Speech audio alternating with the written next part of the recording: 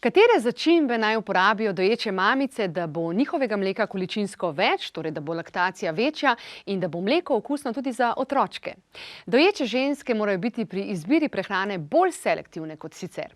Nekatere sestavine lahko namreč škodljivo vplivajo na laktacijo in tudi dobro počutje dojenčkov. To velja enako tudi za začimbe.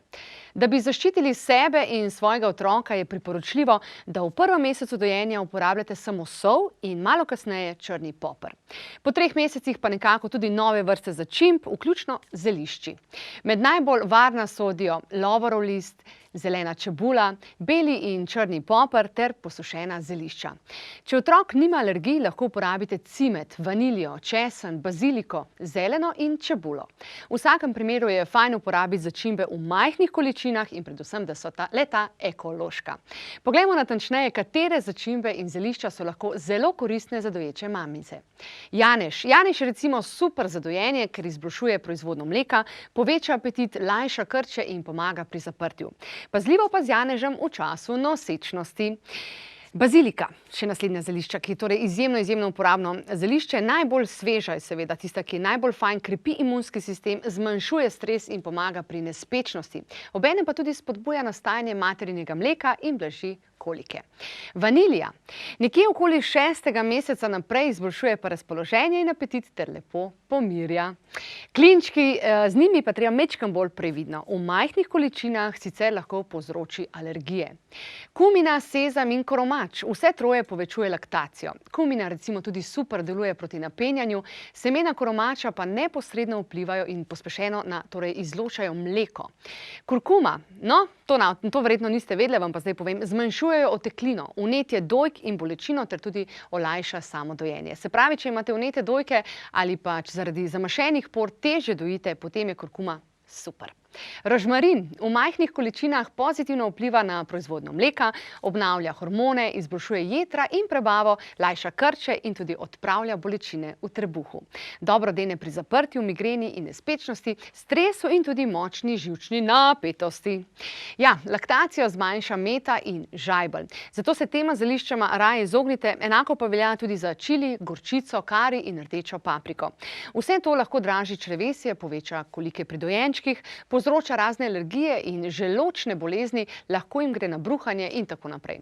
Botrinja Mirjam Kopše pa kot izjemno blagodejne omenja še nekatera druga zelišča in začimbe. Poglejmo. Mama ne bi malo pojedla po vsakem dojenju. To pomeni za malo lakoto in zraven popila. To so čaji, ki jih takrat mama pije. Kaj priporočate konkretno? Kateri čaji so primerni najbolj? Po porodu je lahko, če boste samo tole, kar je tukaj, bo vsaka mama se tega naveličala. Če pa to malo mešano naredimo, pa kombiniramo z kompoti, potem bo pa že šlo. Ampak mogoče takrat, ko je mama zelo utrujena ali pa neprespana, to se dogaja po moje kar celo prvo leto, je dobro zjutraj začeti z malinovim čajem. Tukaj jaz vedno tistim, ko to podarim, napišem, kako se to dela. To je fajn tudi za pred porodom, je tako? Ja, ne bi bil lažji porod, prav? Zadnji mesec pred porodom, če nima mama kakšnih kontraindikacij v zvezi z maternico, je dobro piti malinov čaj, zato ker lepo razširi in omehča porodne poti. In so porodi resnično lažji. Tudi sama sem bila pristašica in sem jemala in 2 poroda kar ven sta padla, tako da se strinjam. Dodatne informacije za nosečnice in novopečene mamice od vzgoje, poporodnega načrta do prehrane v obdobjih pred in med nosečnostjo in po porodu, pa partnerstva, pa rojstvo otroka in še. Vse to predavajo izjemni strokovnjaki v spletni akademiji za zavestne starše, Gaia Akademija. Nova spletna šola za starše, torej za naravno vzgojo, za novo zemljo. Preverite tudi na www.klepetobkavi.si ali na www.gaia-akademija.si. Ne pozabite tudi na članke pod zavihkom Mama in otrok, pa na videe iz oddaj na YouTube. Recimo smo ustvarili playlisto s tematikami za mamice.